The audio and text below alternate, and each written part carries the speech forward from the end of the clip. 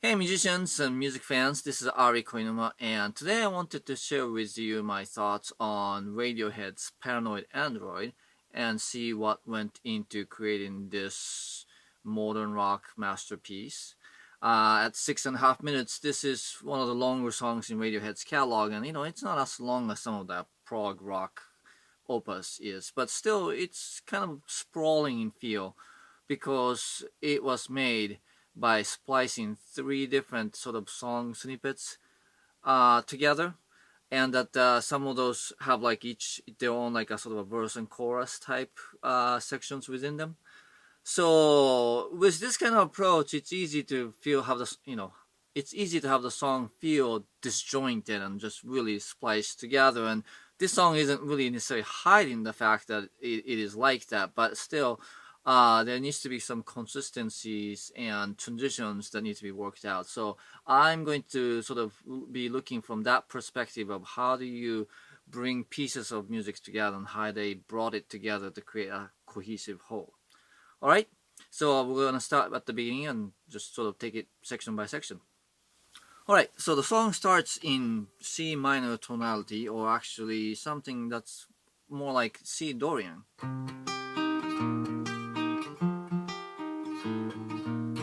You see there was an A in there, A natural.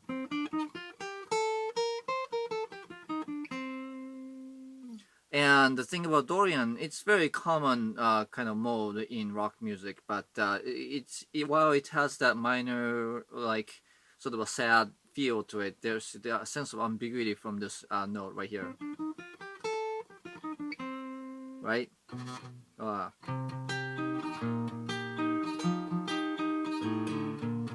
and then the song transition to G here. At this point, it sounds more like a G Dorian.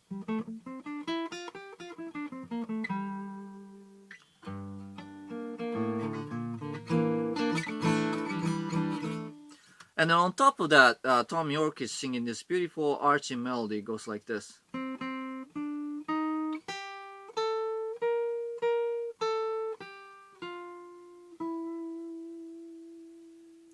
So it's following the C Dorian shape there. That's the A natural. But when it comes down, the chord has transitioned to what I interpret as G Dorian. Then it goes into this E natural, which was not in C Dorian. And so you expected to hear, right, this note, but instead it goes on this note, which sounds really unsettling. Like, it literally is half step above where you want it to be. So it just adds to this thing like, oh, something is not quite right. Like you didn't really settle back down, and it just adds to this again sense of, something is not quite right. Things are not as it seems. Kind of really suspicious feeling. That's the kind of atmosphere that's built into this harmony, and that kind of sets the tone. That's kind of like a signature Radiohead sound, right? And that's gonna be applied in different ways to the following sections as well. So that is followed by this what I consider like a chorus section of the section 1, which goes like this.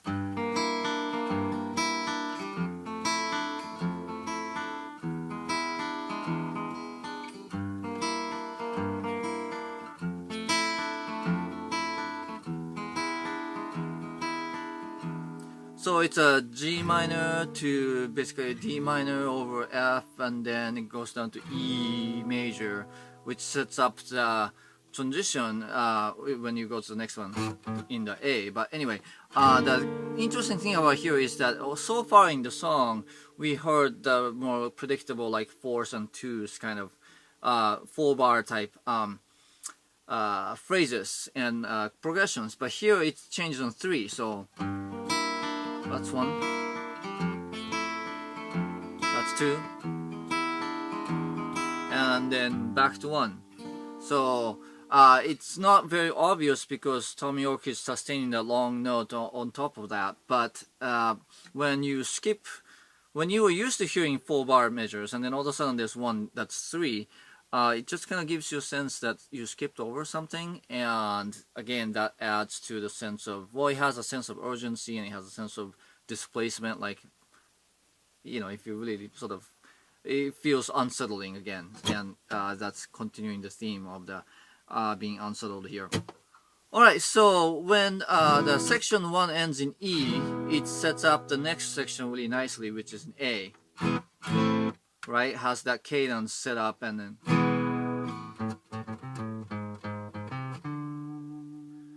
that riff is in A minor, and in fact you might consider A minor like a harmonic minor because of this note.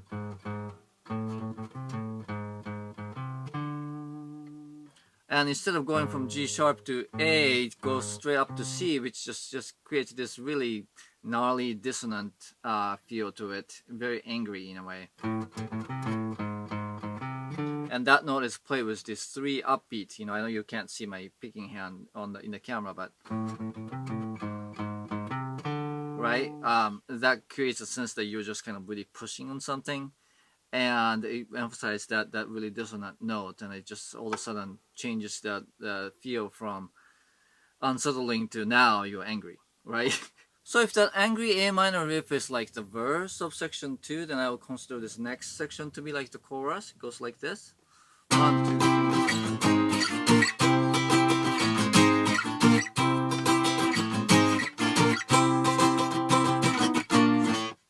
And chord-wise, it's very actually traditional. It goes from C to A flat to B flat. But then what's not so traditional here is that it's subdivided into fours and threes. So 1, 2, 3, 4, 1, 2, 3, 1, 2, 3, 4, 1, 2, 3. So it's continuing the theme of skipping something and making you feel unsettled. But this time it's a lot more in your face and obvious, and it just has a lot more urgency to it. Now, but that's not all. When they do that for 2 times, and then the 3rd time the band kicks in, they take it up a notch and they really start pounding on it. And then there's a slight rhythmic variation there. It goes like this.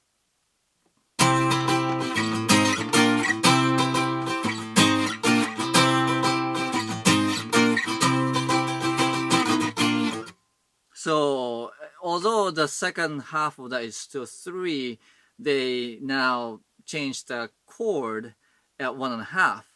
That it has that upbeat, and then that gives you a lot more groovy sort of a feel to it. When you go 1, 2, 3, then it sounds like you're just kind of waiting for something, or it just kind of builds the anticipation where it goes. If you change on the upbeat, it has a lot more sort of a forward momentum to it, and that really is appropriate, considering what the musical gesture of that section is. Anyway, so that middle pounding section ends in this big climax.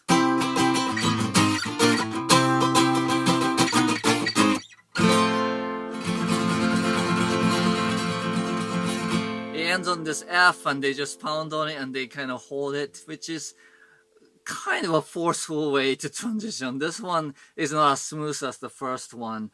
Going from F, and then the first chord in the 3rd section is a C minor.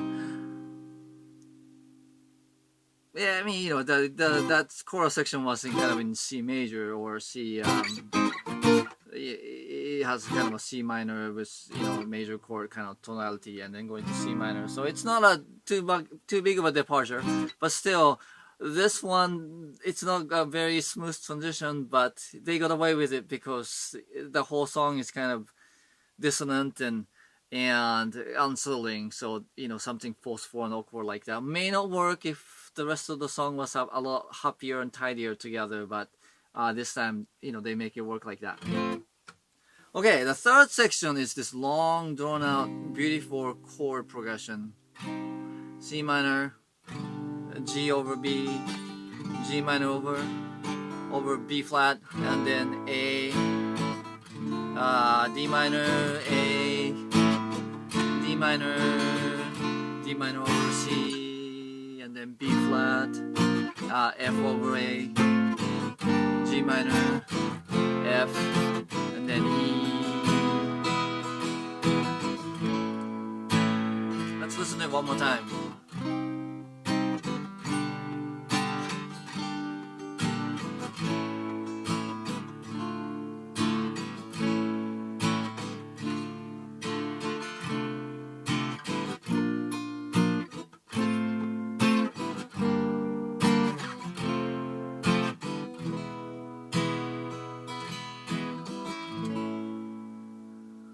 So that's a really nice chord progression. You if you heard it by itself, you can really sense how rich in melodic possibilities that has. And when you have a nice colorful chord progression like that, it just really suggests melodies.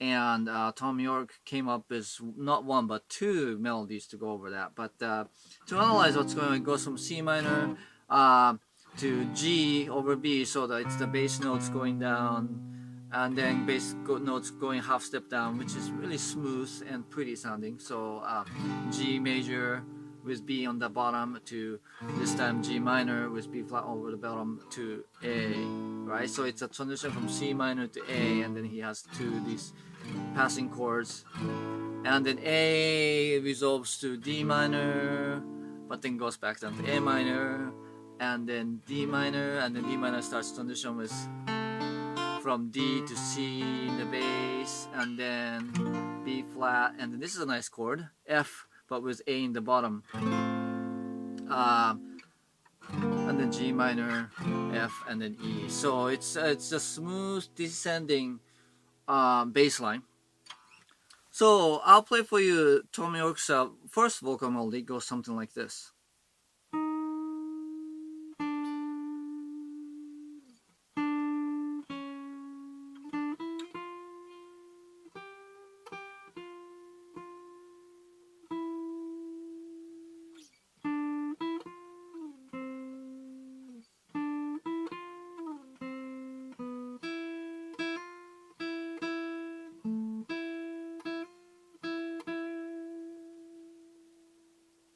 So that's just totally following the chord progression straight down. Each of the note has that, is a note taken from the underlying chord, and you can listen to the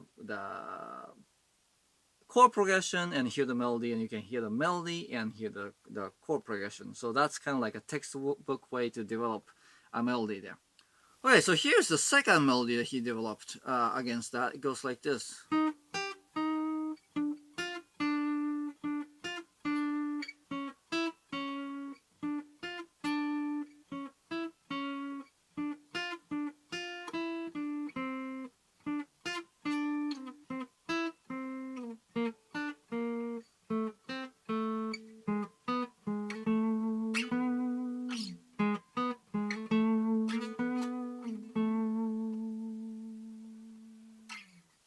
So it's a nice writing there. He's using a particular motif and repeating, and then the notes are again straight out of the chords, underlying chord.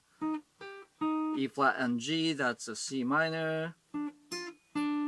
That's D and F, that's against B, G over B, and he has a major seventh, not major seventh, but dominant seventh there.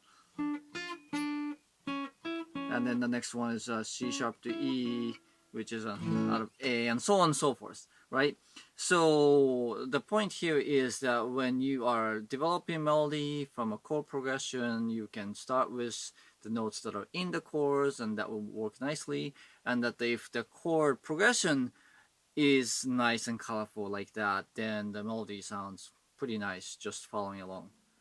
But keeping with this theme of being sort of unsettled and uncomfortable, that chord progression goes through so many kind of key centers that you can kind of, it's hard to tell like what even the key of this section is. It just goes through, like, it starts out with C minor, but then it goes to A, which is not in C minor at all, and then it goes to D minor for a while, and then transition again to B flat, and then F, and then G minor. This here sounds like this whole section might be like D minor, but then ends on E and then A, right? So my point is that it just kind of is really shifty chord progression that doesn't really settle on a particular tonal center. You can't really figure out what the key is even. And that again is consistent with the theme of the song. So after that long drawn out section, the section ends on the E chord, which again is a nice transition back to the section 2, and the song ends by pounding on that a couple times. as you know. So all in all, Paranoid Android is a masterpiece that is put together from three distinct pieces of music that are spliced together. And in addition to trying to smooth out the transition between them, and then of course they brought back the section 2 at the end to sort of give it a feel of bookending the song there with something a little bit more familiar. Um, the sections don't have a lot to do with each other.